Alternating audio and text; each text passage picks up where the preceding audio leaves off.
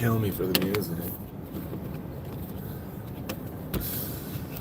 I'm gonna make this even happen here. Probably not.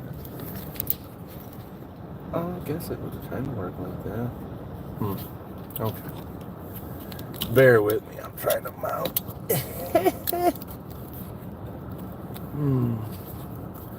Mounting isn't as easy as it used to be, you know?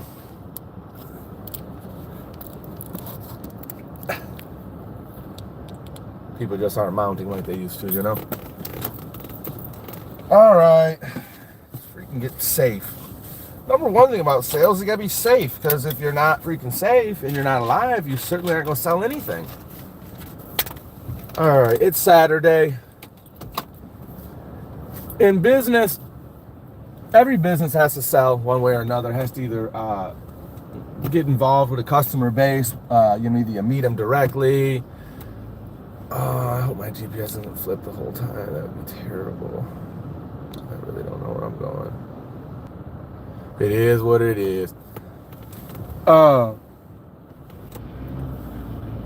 as I was saying, every business has the same type of problems, okay, or same things that make it function. You're gonna have to sell. In 2020, 24, you're gonna have to sell. You have to get with a customer base one way or another, meet with them, greet with them. As for me, my business as a small business, I'm having some connection issues, but for me, like as a small business, as a small concrete owner, construction company, boom, boom, boom, it's pretty simple from the standpoint, like people just call me, you know, I show up to their home. Like I said, I don't like to do I like to have people directly there, okay? Starts to kind of build a relationship. They can kind of feel me out. I can feel them out. Truth be told, I mean, yeah, they're vetting me out, but believe it or not, I'm kind of vetting them out too. Like if they kind of act a certain type of way, I may not want to do business with them, you know, and I mean that very politely. As business owners, we deal with a lot of stuff, so we'll look over a lot of things and things like that. But in general, the face-to-face meeting is important to me, especially with construction. Like I want to feel you out, not just I want to feel you out, but I want to give you exactly what you want. Okay, and if I can't do that, if you're talking about, hey, I want to put concrete on the roof, I'm not your guy, you know. I mean, I'm not going on your roof, and I'm not forming it up, and I'm just not doing that. Turn right onto Angola Road. I'm not your guy. Politely, you find somebody else. But it also goes the same way. The sun is real this morning. But also goes the same way. Like I said, I'm trying to feel them out. We're both feeling each other out. But like I said, that face-to-face is really important. So that's kind of step one of the business in general. Meeting with people, connecting with them, how you advertise. I'll do something different on that, because really marketing and advertising is like the number one thing for any business. Steve Jobs, if you get bored, does a really good, speech on how and why marketing and advertisement ends up hijacking every company. It really does. It's the most important thing. It's above quality. It's above personnel. It's above everything. And he explains it honestly much better than I can, because he's actually probably a 10 times better business person than me, and he's probably 10 times smarter than me. It's probably a fair assessment. But I would recommend looking that up if you're serious about business in general, marketing and all that. Like I said, just look up Steve Jobs explains why marketing and advertisement hijacks all companies. And he's more focused on bigger companies and whatever, but I'll have to do something separate on that, because that's really very important. Like this year being 2024 is really an economically very hard, turbulent year. Really tested my marketing and advertising. I had to step up and do things I don't normally do. Like I won't even go there. I'm kind of getting off subject. But touching back on sales, like how you approach sales, for example, how you dress, how your plan of attack, everything matters. I mean, obviously I've been doing this for a long time, so like my plan of attack is like the same. I don't really even change that much. It changes on case by case, and every job is different, but how I approach it, the proposals, the contracts I use are roughly the same since day one. How you GPS dress, signal lost. I mean, it's kind of common sense, man. I recommend taking a shower, put some deodorant on. I mean, you don't really want to smell funny. You don't want to look silly. I decided a long time ago, and there's a lot of ways to approach this. I don't really think any way is wrong, but I went with a common man's look, just a regular highlighter t-shirt. I'm trying to look like just regular, I wear jeans, I wear boots. I did never really, it's not that I don't like it, but maybe it just doesn't fit well for me. I never really enjoyed the suit and tie, and we're gonna come in with a fluffy collared shirt, and I'm trying to sell you concrete. Now concrete is, I'm familiar with the industry, it's a very hard, roughneck game. Like it's it's hard. So I mean, all that fluffy type stuff, like that, just to me, it doesn't fit the part. However, I do see people sell it well, and that's my second, or no, not my second point, but kind of leads me to my next point to say that it's how you sell it, how you present yourself. I mean, you can come up either way, I would say, but you better be very knowledgeable. You better be able to answer all their questions, and you better know the standards of the industry. And I think if you do kind of know those things, you can sell it either way. You come up with a suit and tie, collar buttoned up, boom, boom, fluffy. What's cravat? I don't know what the fuck it's called. It's a French thing. A little fluff out, poof, looking cute. You can do all that. But like I said, at the end of the day, you better be knowledgeable. Personally, me, myself, I would buy from somebody either way. It's not like one would dictate, but they, like I said, better be knowledgeable, have good reputation. Also, too, I've always had an A+ rating with the Better Business Bureau and had a great standing with them. That does matter. So, research matters too. I research companies. Once again, I'm getting off subject, but as far as sales, like, I don't really look at sales as it's like anything. I don't really think it's that challenging. I actually enjoy it. I think over time you begin to enjoy it because it is fun. You're gonna meet, for example, on my bid sheet, I got maybe 6 strangers I'm gonna meet. I've never met these people a day in my life. They don't know me. I don't know them. So that level of mystery is always kind of fun and intriguing in some ways. It goes either way. Sometimes, like anything in life, you're gonna meet people. I meet people that I vibe with. I really like them. I'm like, man, I'd love to do work for you. Boom, boom, boom. Here's a surprise. And then obviously, the opposite is true sometimes as well. It's much more rare. It's just the problem too with not just sales, but just life. Negative things in general have a heavier imprint on the mind, and that's just kind of how it goes. So like sales, I've seen it all, I always use that roof equation. Like, it was just like, I've had one person who was just convinced that you could pour concrete on the roof, and I just was like, man, guy, I'm not saying it's impossible, but I am telling you it's lunacy. It's lunacy. And then, but I don't know. It was just fun. Those funny little things kind of stick with you, But all the great jobs, great customers, people that were really fair, nice, honest, those tend to fade a little bit more through time.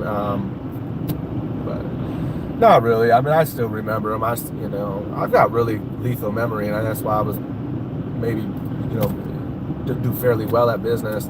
As far as remembering conversations. But once again, as a business person, like with sales, that's why I always tell people to try to keep it relatively basic, because that way when it comes back to, well, hey, I thought you said this and this. No, hold on, miss. I really say the same thing every time. You know what I'm saying? So no, I wouldn't have told you I'm gonna pour that shit on the roof, because I never say that.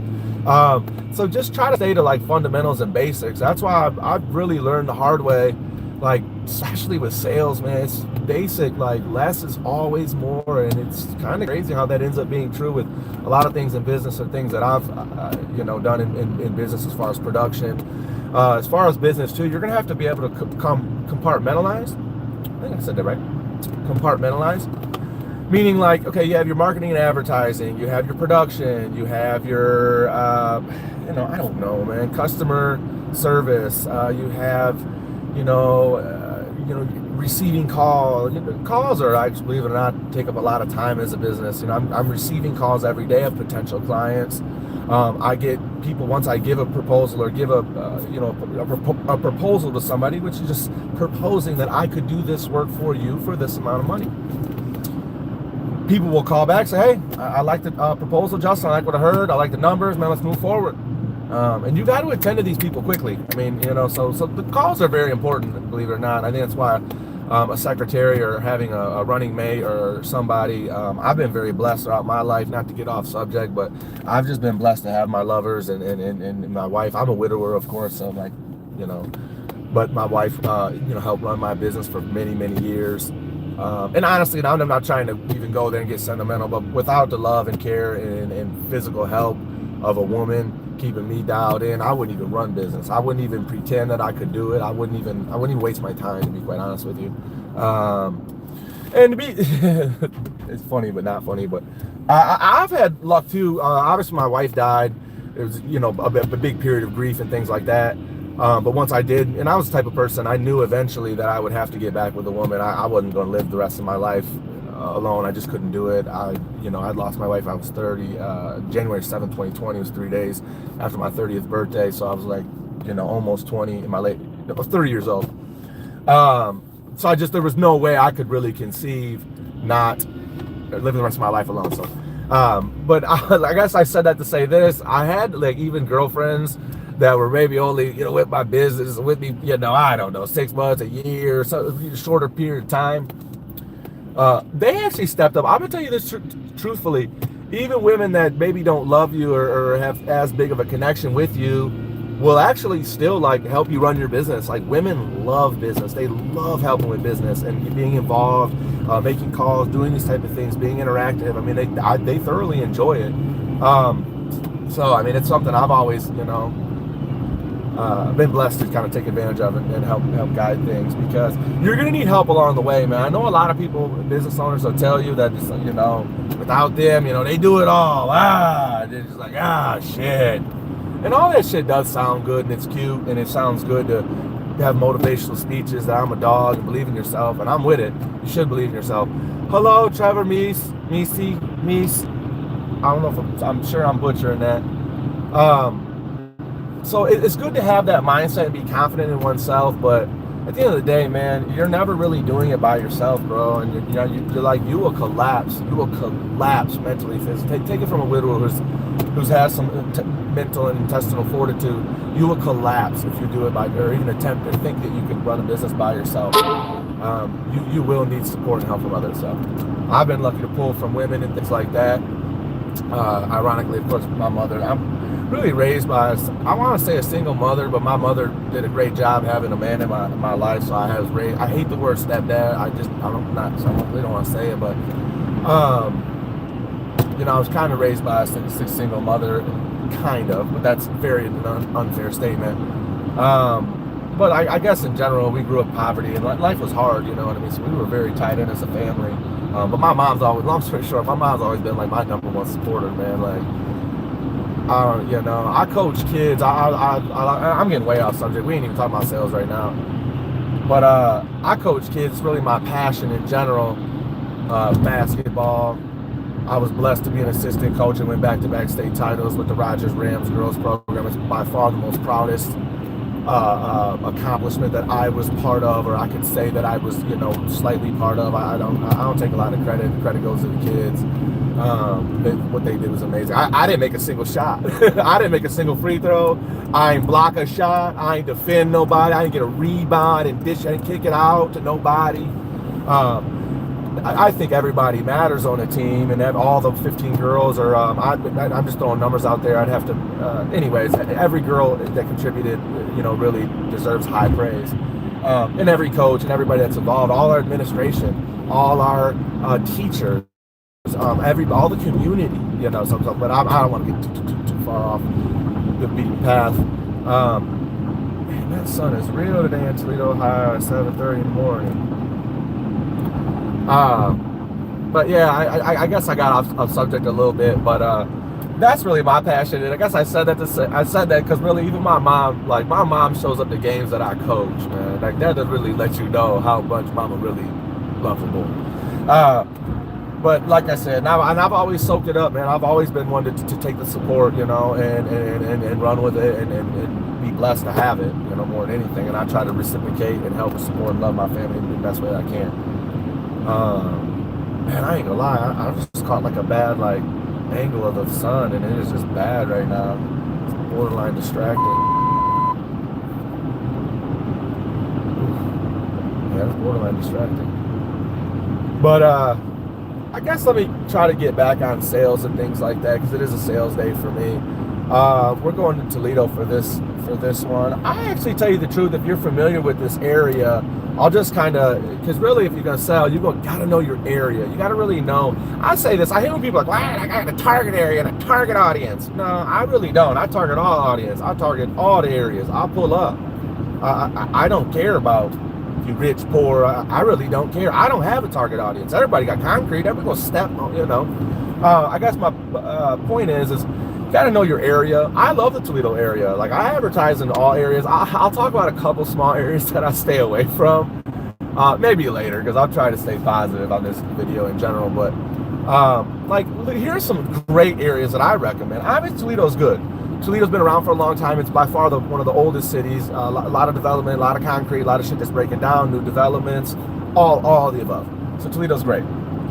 But really, here's some good hitters, man. Sylvania, Perrysburg. But I'm telling you now, Sylvania to me is the creme de la creme. I mean, they have such a great neighborhood, city planning development. I mean, I really honestly put them, I don't want to say head and shoulders above. I really put them at the top. That's just me personally. I'm not even from Sylvania. I'm from Holland, Ohio.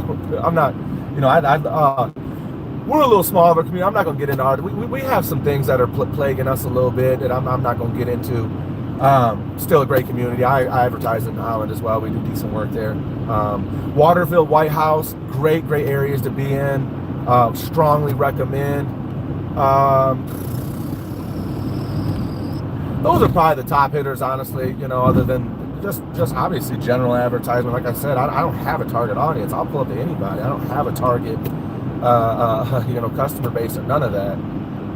Just speaking honestly, we do work in the hood. Of course, I will speak honestly. Yeah, I mean, I actually did the numbers. Like 95% of the houses that I work on are a better house than I live at. So, for example, I live in I bought my house for $99,000. It's worth $100,000. It's inflated, crazy market we live in now. I don't know, man, maybe $120. Majority, like 99% or 95% of the houses I'm at are $250,000 homes. I mean, they're extravagant. We do work at $1 million homes.